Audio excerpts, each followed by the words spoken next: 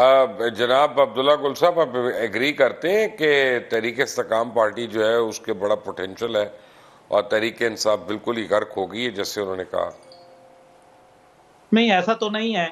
یہ تو جب الیکشن کا جب کیمپین شروع ہوں گی تو پھر ظاہر ہے جو ایک تحریک کے انصاف کے اوپر جو ایک قدغن وہ ایسا کرنی پڑے گی، مجبوری ہے. عدلیہ کا موڈ بھی آپ کے سامنے ہے، اس لیے وقت بتائے گا آپ کو. اور اگر ایک دفعہ یہ دوبارہ ان کو موقع مل گیا تو میرے خیال ہے کہ پھر ان کو قابو کرنا مشکل ہو جائے گا. یہ میری اسیسمنٹ ہے، کیونکہ 9 مئی کے واقعات کے بعد ایک دم ان کو ظاہر ہے کئی ان میں بہت سارے لوگ ہیں جو بڑے محب وطن ہیں اور ان کو یہ ادائیں پسند نہیں آئیں جو 9 مئی کو ہوئی، تو اس لیے وہ ان سے دور ہو گئے. لیکن اب جو جس طرح محمود مولوی صاحب بول رہے ہیں، بالکل اپنی جگہ وہ درست کہہ رہے ہیں، لیکن مجھے ایسا لگ رہا ہے کہ ان کا جو معاملہ ہے وہ کہیں نہ کہیں نون لیگ کے ساتھ کوئی ان کا سمجھوتا ہو جائے گا.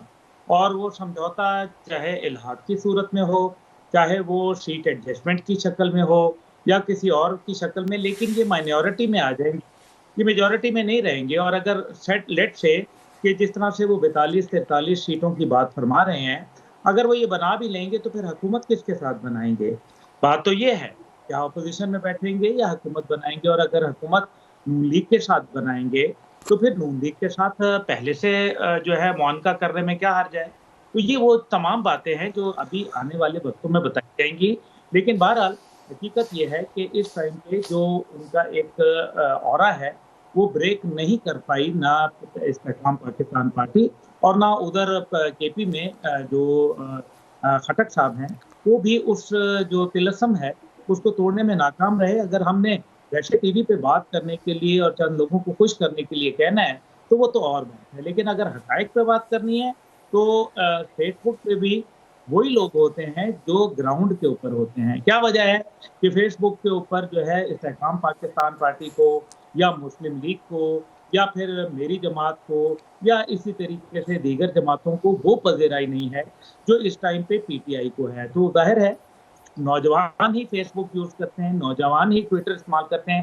لیکن ایک بات ضرور ہے مبشر شمس صاحب کہ ایون جو ٹویٹر کے اوپر ٹرینڈز ہیں وہ زیادہ سے زیادہ 2.5 لاکھ 1.5 لاکھ 2.25 لاکھ یا 1.25 لاکھ، یہ کوئی ٹرینڈ نہیں ہے. اگر آپ پی ٹی آئی کے لیے بھی کہیں تو مجھے یہ کہنا پڑتا ہے، میں اس بات سے اتفاق رکھتا ہوں محمود مولوی صاحب کی بات پہ کہ وہ لوگ جو زمین آسمان کے کلابے ملا رہے تھے، جو کہہ رہے تھے ٹکر کے لوگ ملے ہیں اور ٹکر مار کے دیواریں توڑ دیں گے پتہ نہیں ہم، اور پتہ نہیں جی ایچ کیو کی اینٹ سے اینٹ بجا دی جائے گی.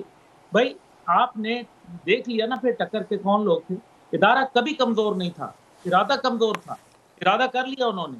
ابھی یہ نہیں ہوگا. یہ اگر سمجھتے ہیں کہ 9 مئی کے واقعات کرنے کے بعد یہ بالکل مکھن میں بال کی طرح سے نکال دیے جائیں گے، ایسا بالکل نہیں ہوگا اور نہ ہونے دینا چاہیے.